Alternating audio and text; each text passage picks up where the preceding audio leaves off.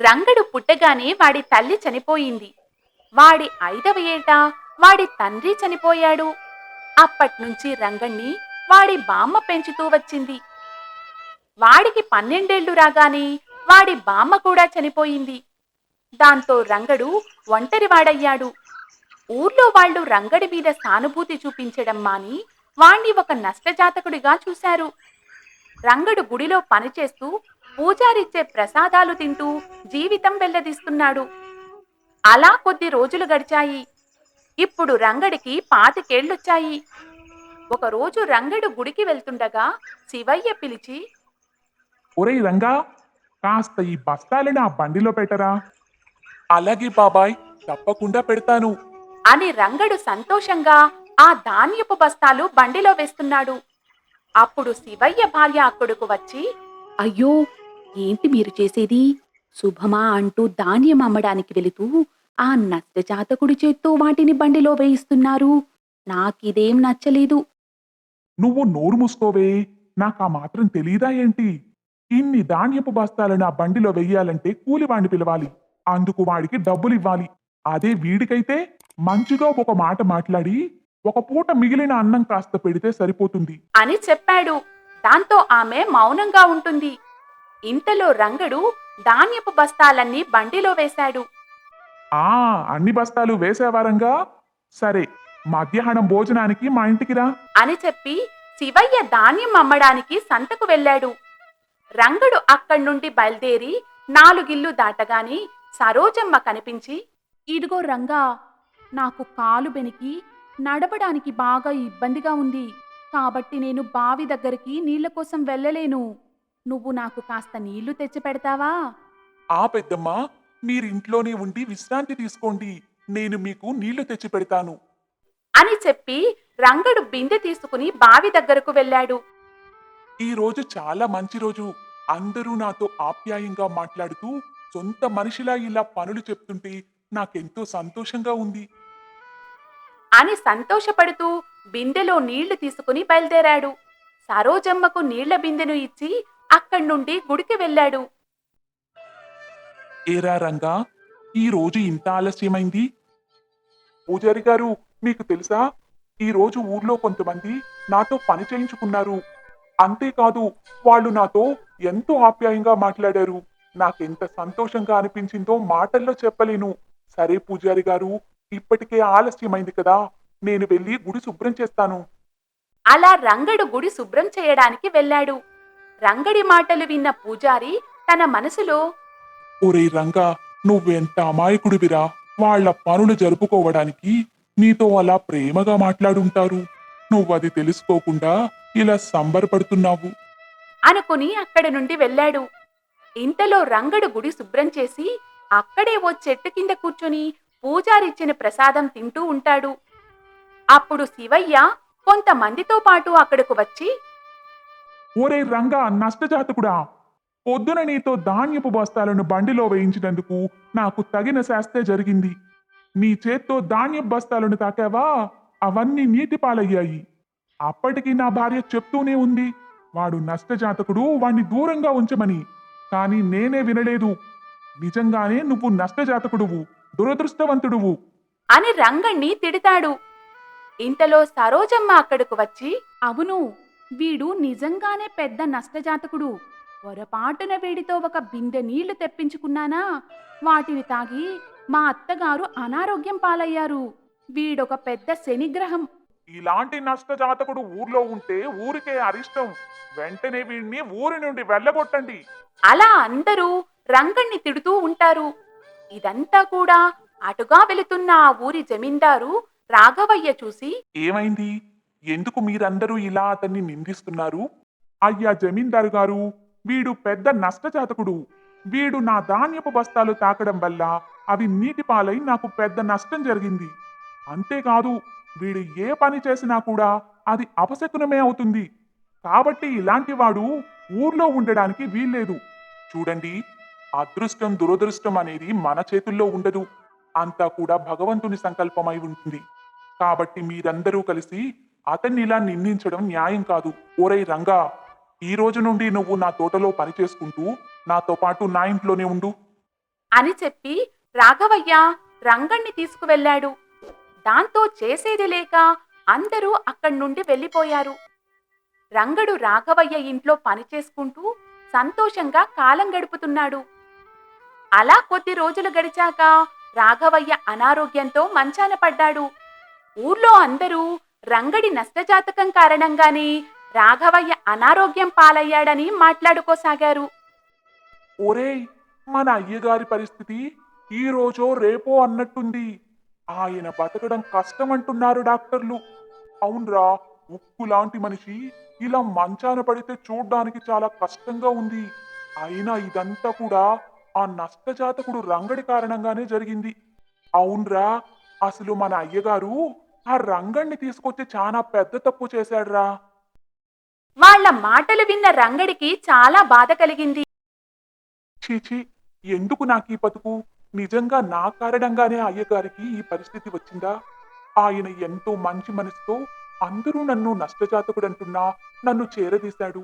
నా కారణంగా ఆయనకు ఈ పరిస్థితి వచ్చిందంటే నేను ఇక్కడ ఉండకూడదు. ఇప్పుడే వెళ్ళిపోతాను. అని రంగడు బాధపడుతూ అక్కడి నుండి వెళ్ళాడు. అలా నడుచుకుంటూ అడవిలోకి వెళ్ళాడు. అక్కడ ఓ చెట్టు కింద నిలబడి, నిజంగానే నేనొక నష్టజాతకుణ్ణి. నాకంటూ ఎవ్వరూ లేరు. ఒకవేళ ఉన్నా వాళ్లకు నా కారణంగా చెడు తప్ప మంచి జరగదు. ఇలాంటి బతుకు బతకడం కన్నా నేను చనిపోవడమే మేలు. అని రంగడు బాధపడుతుండగా ఓ సాధువు అక్కడకు వచ్చి, బాబూ, ఎవరు నువ్వు? ఎందుకు ఇక్కడ ఒంటరిగా కూర్చుని బాధపడుతున్నావు? స్వామి, నా పేరు రంగడు. నేను బతుకుండడం వల్ల ఎలాంటి ప్రయోజనమూ లేదు. నేను ఒక నష్టజాతకుణ్ణి. నన్ను చేరదీసిన పాపానికి మా జమీందారు గారు అనారోగ్యం పాలయ్యారు. అని రంగడు తన జీవితంలో జరిగినవన్నీ సాధువుతో చెప్పాడు. అందుకు ఆ సాధువు, చూడు నాయనా, మనిషి జీవితం వారి వారి కర్మలను బట్టి నిర్ణయించబడుతుంది. ఇక నీ వల్ల నష్టం జరిగిన వారి గురించంటావా? అది కూడా వారి కర్మ ఫలితమే. అందులో నువ్వు నిమిత్త మాత్రుడవు. కాబట్టి నిన్ను నువ్వు నిందించుకోవడం తగదు. నీ జీవితంలో చెడ్డ రోజులు పోయి మంచి రోజులు వచ్చాయి. ఆత్మవిశ్వాసం కోల్పోకుండా ఈ దారిలోనే ముందుకు వెళ్ళు. నీకంతా మంచే జరుగుతుంది అని చెప్పి ఆ సాధువు వెళ్ళాడు. రంగడు కూడా సాధువు చెప్పిన దారిలో తన ప్రయాణం మొదలుపెట్టాడు. అలా చాలా దూరం నడిచాక రంగడికి ఎవరో ఏడుస్తున్న శబ్దం వినిపించింది. దాంతో రంగడు ఆ శబ్దం వస్తున్న వైపుగా వెళ్ళాడు. అక్కడ రంగడికి ఓ మహిళ ఏడుస్తూ కనిపించింది. అమ్మా, ఎవరు మీరు? ఎందుకు ఇక్కడ ఒంటరిగా కూర్చొని ఏడుస్తున్నారు? బాబూ, నేను నా కూతురు చాలా కాలంగా ఇక్కడే ఉంటున్నాం. కానీ కొద్ది రోజుల క్రితం ఓ రాక్షసుడు ఇక్కడకు వచ్చి నా కూతురు నెత్తుకెళ్ళాడు. వచ్చే అమావాస్యకు తనను చంపి తన ఆకలి తీర్చుకుంటానని చెప్పాడు. నాకు ఆ రాక్షసుడిని ఎదిరించే ధైర్యం లేక ఏం చెయ్యాలో అర్థం కాక నేనిలా కూర్చొని ఏడుస్తున్నాను అని ఆమె తన బాధ చెప్పుకుంది. అది విన్న రంగడు, అమ్మా, మీరేం బాధపడకండి. మీ కూతుర్ని కాపాడడానికి నా వంతు ప్రయత్నం నేను చేస్తాను. అలా రంగడు ఆ రాక్షసుణ్ణి వెతుక్కుంటూ వెళ్ళాడు. కొంత దూరం వెళ్ళాక రంగడికి ఆ రాక్షసుడు గుహ నుండి బయటకు వెళుతూ కనిపించాడు. ఆ రాక్షసుడు ఆ గుహ నుండి బయటకు వెళ్ళాడు. అయితే ఆ అమ్మాయిని వాడి గుహలోనే బంధించుంటాడు. మళ్ళీ రాక్షసుడు తిరిగొచ్చేలోపు తనని ఇక్కడి నుంచి విడిపించాలి అనుకుని రంగడు ఆ గుహలోకి వెళ్ళాడు. రాక్షసుడు ఓ పెద్ద పంజరంలో ఆ అమ్మాయిని బంధించి ఉంచాడు. రంగడు ఆ పంజరం నుంచి తనని విడిపించడానికి ప్రయత్నిస్తుండగా రాక్షసుడు అక్కడకు వచ్చి, ఏయ్, ఎవరు నువ్వు? నీకెంత ధైర్యం ఉంటే నా గుహలోకే వచ్చి నేను బంధించిన అమ్మాయిని విడిపించాలనుకుంటావు? ఇప్పుడే నేను చంపి తినేస్తాను. చూడు రాక్షసుడా, దయచేసి ఆ అమ్మాయిని విడిచిపెట్టు. కావాలంటే నన్ను చంపి నీ ఆకలి తీర్చుకో. ఆ అమ్మాయి కోసం ఆమె తల్లి ఎంతో బాధపడుతుంది. నేను చనిపోయినా నా గురించి బాధపడేవారు ఎవ్వరూ లేరు. ఆహా, చూస్తుంటే నువ్వు మంచివాడిలా ఉన్నావే. తనని కాపాడడం కోసం నీ ప్రాణాలు కూడా ఇస్తానంటున్నావు. అయితే నేను నీకు ఒక అవకాశం ఇస్తాను. నేనడిగే ఈ 3 ప్రశ్నలకు సరైన సమాధానం చెబితే ఆ అమ్మాయితో పాటు నిన్ను కూడా వదిలేస్తాను అని చెప్పాడా రాక్షసుడు. రంగడు అందుకు సరే అంటాడు. అప్పుడు ఆ రాక్షసుడు రంగడిని ఇలా అడిగాడు. గాలి కంటే వేగమైంది ఏది? గాలి కంటే వేగంగా మనిషి ఆలోచించగలడు. కాబట్టి మనిషి ఆలోచనలు ఇందుకు సరైన సమాధానం. అది కోల్పోయే వరకు దాని విలువ మనకు తెలియదు. ఏంటది? సమయం. నువ్వు సరిగ్గా చెప్పావు. ఇక ఆఖరి ప్రశ్న.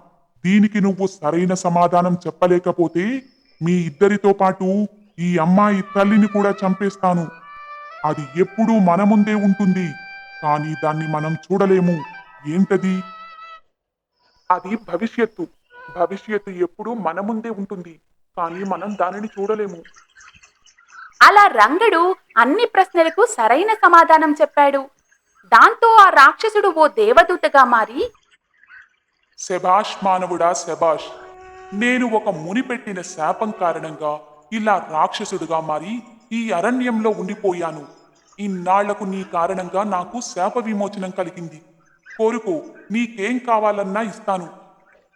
అయ్యా, నాకంటూ ఉండేది ఒకే ఒక కోరిక. అది నేనొక నష్టజాతకుణ్ణి. నా కారణంగా నష్టపోయిన వారికి మంచి జరిగేలా చెయ్యండి. అలాగే నన్ను చేరదీసిన మా అయ్యగారి ఆరోగ్యం కుదుటపడేలా చెయ్యండి. అంతే నేను కోరుకునేది. భలా మానవుడా భలా. నీ కోరిక నిస్వార్థమైంది. నువ్వు ఐశ్వర్యాన్ని కోరుకోకుండా నీ కారణంగా ఇబ్బంది పడిన వారికి మంచి జరగాలని కోరుకున్నావు. నేను నీ పట్ల చాలా సంతోషంగా ఉన్నాను. అందుకే నా తరపు నుంచి ఈ బహుమతిని నువ్వు స్వీకరించు. కలకాలం సంతోషంగా ఉండు. అని చెప్పి రంగడికి ఓ పెట్టె బహుమతిగా ఇచ్చి ఆ దేవదూత అదృశ్యమయ్యాడు. రంగడు ఆ పెట్టె తెరిచి చూడగా అందులో అమూల్యమైన వజ్రాలు, రత్నాలు, బంగారు నాణాలు కనిపించాయి. అది చూసి రంగడు చాలా సంతోషించాడు. ఆ తరువాత ఆ అమ్మాయిని తనతో పాటు తీసుకువెళ్లి తన తల్లికి అప్పగించాడు. బాబూ, నువ్వు మా పాలిట దేవుడిలా వచ్చి నా కూతురి ప్రాణాలు కాపాడావు. నీకు ఎవరూ లేరంటున్నావు కనుక నీకు అభ్యంతరం లేకపోతే నా కూతుర్ని పెళ్లి చేసుకుని మాతో పాటు ఇక్కడే ఉండు. అని చెప్పింది. రంగడు అందుకు అంగీకరించి ఆ అమ్మాయిని పెళ్లి చేసుకుంటాడు. అలా రంగడికి ఓ కుటుంబం దొరికింది.